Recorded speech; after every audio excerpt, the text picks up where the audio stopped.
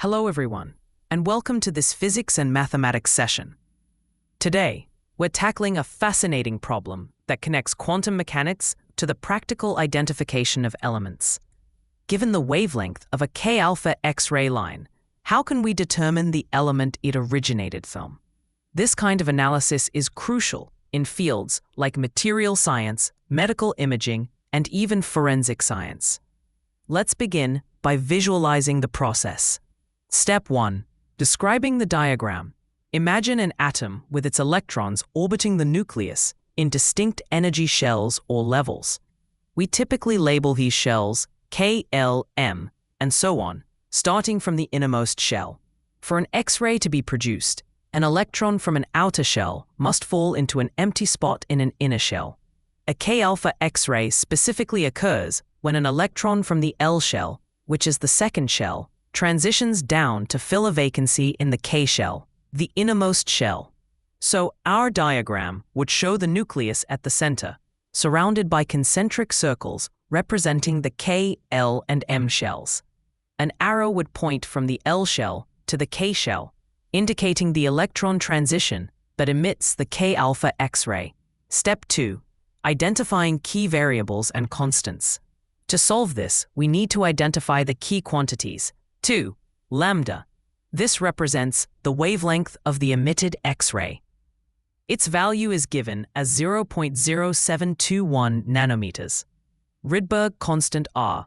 This is a fundamental physical constant related to atomic spectra. Its value is approximately 1.097 times 10 to the 7 meters inverse. Z. This is the atomic number, which represents the number of protons in the nucleus of an atom. Our goal is to find this value, as it uniquely identifies the element. N1. This is the principal quantum number of the inner electron shell involved in the transition. For a K-alpha line, electrons drop to the K shell, so N1 equals 1. N2. This is the principal quantum number of the outer electron shell from which the electron originates. For a K-alpha line, the electron comes from the L shell, so N2 equals 2. Step 3. Writing down the relevant equations and principles. The fundamental principle governing the wavelength of characteristic X-rays is Moseley's law. This empirical law relates the frequency, and thus the wavelength, of X-rays to the atomic number of the element. It's often expressed as 1 over lambda equals R times N1 squared minus 1 over N2 squared. Here, the Z-1 term accounts for the shielding effect of the single electron remaining in the K shell. Step 4. Substituting known values and solving for the unknowns. Let's substitute our known values into Moseley's law. Lambda is 0.0721 nanometers, equals 0.0721 times 10 to the negative 9 meters. R is 1.097 times 10 to the 7 meters per minute 1. N1 is 1 and N2 is 2. So the equation becomes 1 over 0.0721 times 10 to the negative 9 meters equals 1.0721 times Z minus 1 squared times 1 over 1 squared minus 1 over 2 squared. Simplify the term in the parenthesis.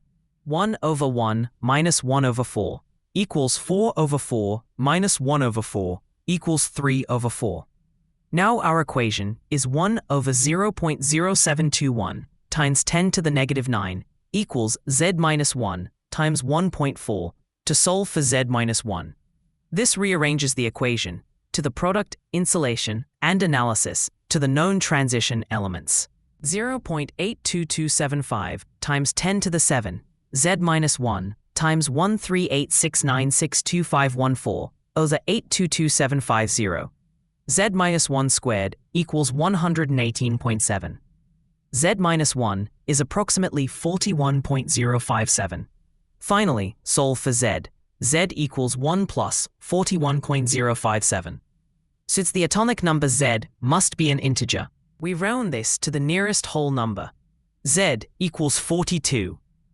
Step 5. Checking the answer for consistency and accuracy. An atomic number of 42 corresponds to the element molybdenum, often denoted as Mo. we can quickly check a periodic table or a table of X-ray wavelengths. The K-alpha wavelength for molybdenum is indeed very close to 0.071 nanometers, which confirms our calculation is highly consistent and accurate. Step 6. Conclusion. Based on our calculations, the element with a K-alpha X-ray line of 0.0721 nanometers is molybdenum. This problem demonstrates the power of Moseley's law in identifying elements through their characteristic X-ray emissions. This principle is vital in techniques like X-ray fluorescence, or XRF, used for non-destructive elemental analysis in diverse applications. From identifying the composition of ancient artifacts to quality control in manufacturing and even environmental monitoring. Step 7. Additional insights and considerations. It's worth noting that atoms can also produce other X-ray lines, such as K-beta, which involves an electron transitioning from the EV shell, n equals 3, to the K shell, n equals 1, or L-alpha, where an electron drops to the L shell. Each of these transitions will have a unique wavelength, providing a distinct spectral fingerprint for each element. This allows for very precise identification, even in complex mixtures. Step 8. Final summary and key takeaways. In summary, by applying Moseley's law and knowing the wavelength of a K-alpha X-ray, we successfully identified the element as molybdenum. This problem highlights how the quantum nature of atomic energy levels directly manifests in observable phenomena like X-ray emission. It's a beautiful intersection of quantum physics and practical analytical chemistry, showcasing how understanding the structure of the atom allows us to probe the composition of matter. Thank you for joining this session. I hope this explanation was clear and helpful.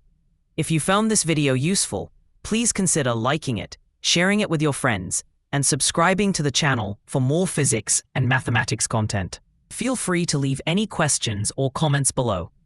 And if you have a specific problem you'd like to see solved in a future video, you can support the channel through a donation, and each month we'll select a few donor-requested problems to solve.